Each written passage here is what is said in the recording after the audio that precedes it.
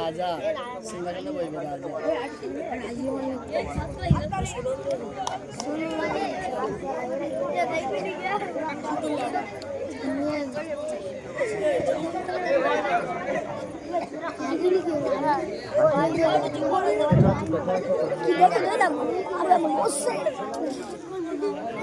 তোমরা একটু স্তব্ধ হও। বিশাল মানে খুবই আশ্চর্যজনক বিস্ময়কর ঘটনা মোকালামা শুরু হচ্ছে, খুবই আশ্চর্যজনক, আপনারা দেখলে অবাক হয়ে যাবেন। শুরু হচ্ছে বাদশাহ হারুন রশিদ আর বাহালুলের বিস্ময়কর ঘটনা। শুনুন শুনুন হারুন রশিদ দরবারে প্রবেশ করছে। সবাই সাবধান, হুঁশিয়ার, সবাই সাবধান, হুঁশিয়ার।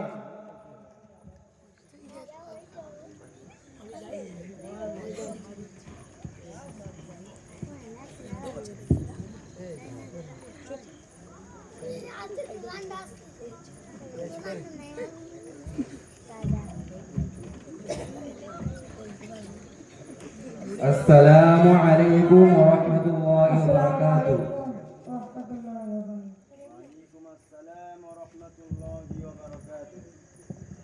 ওয়া আলাইকুম আসসালাম ওয়া রাহমাতুল্লাহি ওয়া বারাকাতুহু।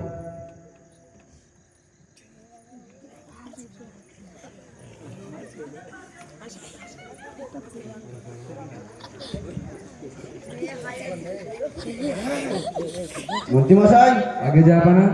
দেশের অবস্থা ঠিক এখন কেমন চলছে? যাবা না? দেশের অবস্থা ঠিক আছে, কিন্তু কিছু মানুষ তারা নিজেরা নিজেদের প্রয়োজন নিয়ে রাজ দরবারে এসেছে। ঠিক আছে, যারা এসেছে তাদেরকে রাজ দরবারে প্রবেশ করা হলো। পরি যারা বাইরে দাঁড়িয়ে আছে তাদেরকে ভিতরে আসতে দাও। আসসালামু আলাইকুম ওয়া রাহমাতুল্লাহি ওয়া বারাকাতুহু। ওয়া আলাইকুম আসসালাম ওয়া রাহমাতুল্লাহি ওয়া বারাকাতুহু। বাদশা, আমার নাম মায়াবুব, আমার মেয়ের বিয়ে, তার জন্য আমাকে কিছু সাহায্য করুন। ঠিক আছে ঠিক আছে, এটাই তো আমার কর্তব্য। তোমরা আসবে, আমি তোমাদেরকে সাহায্য করব। মন্ত্রী মশাই, আগে যাবা না? ওনাকে কিছু স্বর্ণ মুদ্রা দিয়ে এখান থেকে বিদায় করো। এই নাও মেহবুব, এতে অনেক স্বর্ণ মুদ্রা আছে, তোমার মেয়ের বিয়েতে অনেক কাজে লাগবে। শুকরিয়া শুকরিয়া জাযাকাল্লাহ। হুজুর, আপনাকে অনেক অনেক ধন্যবাদ। ঠিক আছে মেহবুব, আপনি এখন আসতে পারেন। আসসালামু আলাইকুম ওয়া রাহমাতুল্লাহি ওয়া বারাকাতুহু। পরি মেহবুবকে বাইরে যেতে দাও।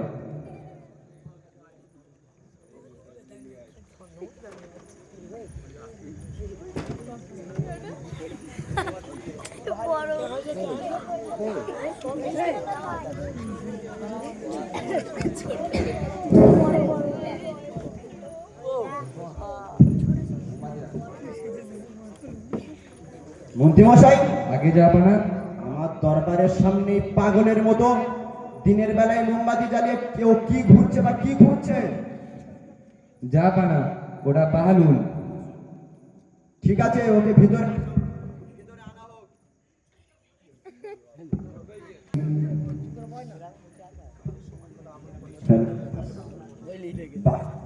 ঠিক আছে, ওকে ভিতরে আসার অনুমতি দিলাম। পরি বাহালুলকে ভিতরে আসতে দাও। আসসালামু আলাইকুম ওয়া রাহমাতুল্লাহ। ওয়া আলাইকুম আসসালাম ওয়া রাহমাতুল্লাহি ওয়া বারাকাতুহু। আয় বাহালুল, আয় বাহালুল, বস এখানে। আচ্ছা, তুই বড় পাগল মানুষ আছিস, এই দিনের বেলায় আমার দরবারের সামনে মোমবাতি জ্বালিয়ে কি খোঁজাখুঁজি করছিস? আমার মতো পাগলের আবার কিসের প্রয়োজন থাকতে পারে? বল বাহালুল, বল, তোর কিসের প্রয়োজন হতে পারে? সেই জিনিসটা তোর যথারীতি এক্ষুনি দিতে পারি। কিন্তু হুজুর, আমি সে জিনিস খুঁজে পাচ্ছি না। কি এমন কোন জিনিস যেটা আমার রাজ্যে, আমার দেশে পাওয়া যায় না? তুই তোর আজীবন অবশ্যই পূরণ করব। হুজুর আমি মানুষ খুঁজতেছি কিন্তু পাচ্ছি না। কি মানুষ? আমার রাজ্যে মানুষ পাওয়া যাচ্ছে না? জি হুজুর মানুষ, আমার রাজ্যে মানুষ নেই। কি আমার রাজ্যে মানুষ নেই? এরা কি কেউ মানুষ না? এসব কি মানুষ? এসব তো বাঘ ভাল্লুক সিংহ একে অপরকে ছিঁড়ে খেতে চাইছে। মানুষ তো তারাই ছিল হুজুর যে যে নিজে বিকাশিত হয়ে অন্যকে পানি পান করাতো। মানুষ তো তারাই ছিল হুজুর যে নিজে ক্ষুধার্ত হয়ে অন্যকে খানা খাওয়াতো। মানুষ তো তারাই ছিল হুজুর যে নিজে বাদশা হয়ে তালিকা জামা পড়তে হতো। বাহলুল, তুই বড় বেকুব এবং পাগল মানুষ আছিস। বুদ্ধিমশাই, আগে যাবা না? নাকি কিছু দিয়ে এখান থেকে বিদায় করো। এই নাও বাহালুল, এতে অনেক স্বর্ণ মুদ্রা আছে, তোমার কাছে অনেক কাজে লাগবে। আমার মতো ফকিরের স্বর্ণটা কিসের প্রয়োজন থাকতে পারে? এটাকে আপনার কাছে রাখুন, কোনো গরিবকে দিয়ে দেবে। আচ্ছা হুজুর আসি। বাহলুল, জি জাহাবানা। এদিকে আয়। ছুরিটা তোর কাছে রাখ।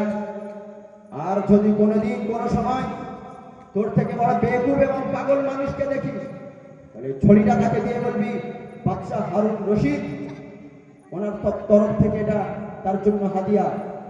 জি হুজুর, অবশ্যই অবশ্যই আমি খুব খুঁজব, যদি পাই তাহলে আপনার নামে হাজিয়া শুল্ক তাকে দিয়ে দেব। ঠিক আচ্ছা, আছে, আসি।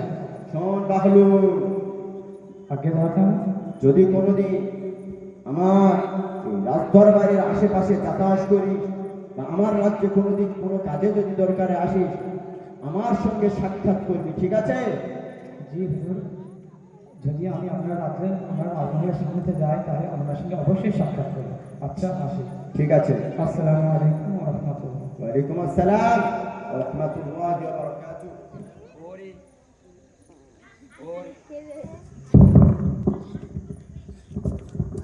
ওরে বাহালুলকে বাইরে যেতে দাও।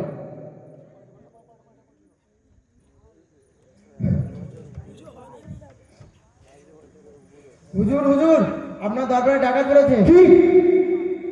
আমার রাজ্যে ডাকাতি? ওকে নিয়ে আসো।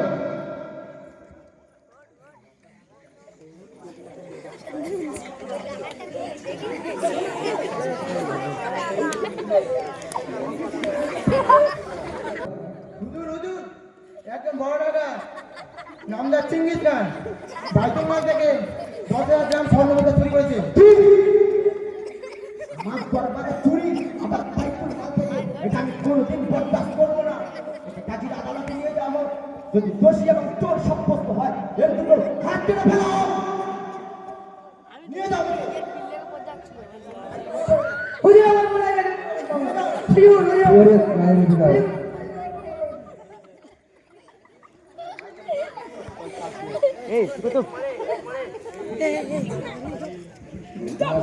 আগে যাবা না?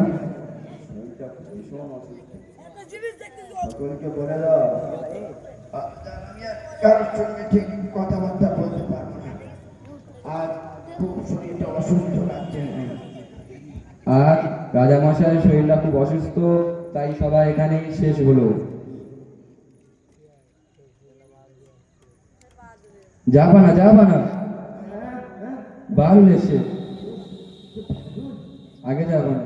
আচ্ছা আচ্ছা, ওকে ভিতরে আসতে দাও। পরে বাহালুলকে ভেতরে আসতে দাও। আসসালামু আলাইকুম ওয়া রাহমাতুল্লাহ। ওয়ালাইকুম আসসালাম। বাহলুল আয়, আয় বাহলুল আয়। বাহলুল বস। কেমন আছেন হুজুর? খুব বড় একটা সফরে যাচ্ছি বাহলুল। কোন জায়গার সফর আমাদের ইনি? এটা এটা আখিরাতের সফর। আচ্ছা, তো এটা আখিরাতের সফর। হ্যাঁ, তো আপনি সেখানে কতগুলি সেনা পাঠিয়েছেন, কতগুলি লোক লস্কর পাঠিয়েছেন ও কতগুলি সাজ সরঞ্জাম গাড়ি পাঠিয়েছেন হুজুর? বাহলুল, তুই বড় আশ্চর্যজনক একটা কথা বলবি। এই এমন একটা সফর, এখানে সাজ সরঞ্জাম, লোক লস্কর, গাড়ি বাড়ি, সেনাবাহিনী কিছুই চাই না। আচ্ছা, তো আপনি ফিরে আসবেন কখন? আবারও তো সেই রকম পাগলের মতো কথাবার্তা শুরু করে দিন বাহলুল। এমন একটা সফর, এখানে যাওয়ার পরে আর কেউ কখনো কোনোদিনের জন্য ফিরে আসে না। আচ্ছা, এমন একটা সফর যেখানে যাওয়ার পর কেউ আর কখনো ফিরে আসে না, এমনকি কেউ প্রথম থেকে যেতেও পারে না। হ্যাঁ বাহলুল, হ্যাঁ, এমনই সফর। আচ্ছা, তো আপনার একটা আমানত আমার কাছে অনেক দিন থেকে রয়েছে, যেটা আপনি এই বলে দিয়েছিলেন যে আমার থেকে বড় বেকুব পেলে তাকে দেওয়ার জন্য। আজ আমি জানতে পারলাম হুজুর যে এই লাঠির যোগ্য কেবল আপনিই রাখেন। কি বলি? এই জন্যে যে আমি দেখতাম যখন আমরা ছোটো থেকে ছোটো কোনো সফর হতো, তো আপনি সেখান থেকে তাড়াতাড়ি চলে আসতেন, তা সেখানে আমি অনেক সৈন্য পাঠাতাম যারা আপনার রাস্তা তৈরি করতো, ঘর বানাতো।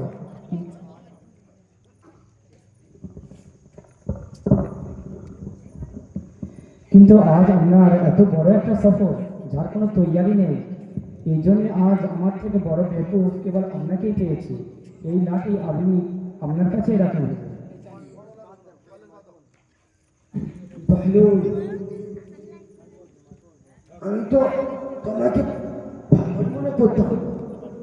হ্যাঁ বাহলুল, কিন্তু কিন্তু কিন্তু আজ আমি জানতে পারলাম যে তোমার মতো জ্ঞানী, তোমার মতো গুণী, তোমার মতো আল্লাহ আল্লাহ ভীরু আর কেউ নেই। কাউকে আমি আমার রাজ্যে দেখতে পাই। বাহলুল, আমি তো আমার জীবনটা পুরো বেকার কাটিয়ে দিয়েছি। বাহলুল, আমি পুরো জীবনটা বেকার কাটিয়ে দিয়েছি। আমি যদি তোমার মতো আল্লাহর রহমতে হাসিনের জন্য কাটাতাম, অন্তত যুক্ত নামাজ পড়তাম। বাহলুল, আমি যদি রোজাটা রাখতাম, বাহলুল, আমার উপরে রোজা, ফরজ, হজ, যাকাত যদি আমি দিতাম, যদি পরিমাণ করতাম। বাহলুল, বাহলুল, কি ভুল করলাম আমি? কি ভুল করে ফেললাম? বাহলুল, তুমি মহান দয়ালু আল্লাহর কাছে একটু দোয়া করবেন যেন উনি আমার মাফ করে দেয় এবং আমার উপর রাজ্য খুশি হয়ে যায়। জি হুজুর, অবশ্যই অবশ্যই আমি আপনার জন্য দোয়া করবো যাতে আল্লাহ পাক আপনাকে ক্ষমা মাফ করে দেন। আচ্ছা, আসি। ঠিক আছে, এসো বাহলুল, এসো। আসসালামু আলাইকুম। এসো।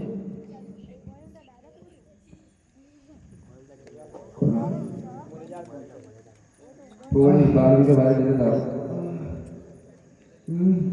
কি করব? নিজের পুরো জিন্দগিটা আমি দুনিয়ায় আয় সারাবার কাটিয়ে দিলাম। হায় হায়, আজ আমার শরীরটা পুরো অসুস্থ। জানি না কখন মালিকুল মৌতের সঙ্গে আমার দেখা হয়ে যায়। যদি আমি এই সময় মালিকুল মৌতের সঙ্গে দেখা হয়ে যায়, যদি আমার ইন্তেকাল হয়ে যায়, হ্যাঁ হ্যাঁ, আমার এত সৈন্যবাহিনী, মন্ত্রী, আগে যাবো না? এই সেনাপতি, হ্যাঁ, এতগুলো লোক, আমার এত সৈন্যমুদ্রা, এত জায়গা জমি, এত রাজ্যের মালিক, হ্যাঁ, আমি কার জন্য করলাম? সবকে দুনিয়ায় রেখে যেতে হচ্ছে। কিন্তু কিন্তু মন্ত্রী, কাবিনের কি কোনো খবর আছে? না, যাবো না। হ্যাঁ, কেমন করে নিয়ে যাবো আমি? কি বড় ভুল করলাম আমি। যদি অন্তত আমার বাড়ির মেয়েদেরকে একটু পর্দা করতে বলতাম, যদি আমার ছেলে পুলেদের একটু দিনই মাদ্রাসায় ধরিয়ে দিনই শিক্ষা নিয়ে আসতে পারতাম। মন্ত্রীমশাই, আগে যাবো না। আমি যখন মরে যাবো, আমি ইন্তেকাল করবো, দুনিয়া থেকে বিদায় নেব, আমার এ হাত দুটো খাটিয়ার বাইরে ভাগ করে দেবে, যাতে পুরো দুনিয়া, পুরো রাজ্যের মানুষ দেখুক যে আজ বাদশা খালি হাতে আল্লাহর কাছে ফিরে যাচ্ছে। এত সৈন্য, এত আমার দামের সেনাপতি, এত যুদ্ধের ময়দানের আমার লোক, ঢাল ছুরি, বললো কি বড় বড় ছুরি, আমার কি সুন্দর বললো, আমার কত ভালো মন্ত্রী মশাই। হ্যাঁ, সব রেখে চলে যাচ্ছে, পুরো দুনিয়ার মানুষ দেখুক যে আজ বাদশা চলে যাচ্ছে, তার সাথে না যাচ্ছে তার সেনা, না যাচ্ছে তার বাহিনী, না যাচ্ছে তার ধন, না যাচ্ছে তার দৌলত। হ্যাঁ, স্বর্ণমুদ্রা পায়ের কাছে পড়ে আছে, নিয়ে যেতে পারছি না। সবাই দোয়া করবে আমার ইন্তেকালের সময় যেন আমি কলেমা শাহাদাত পড়তে পড়তে আমি মরতে পারি আশহাদু আল্লা ইলাহা ইল্লাল্লাহ আশহাদু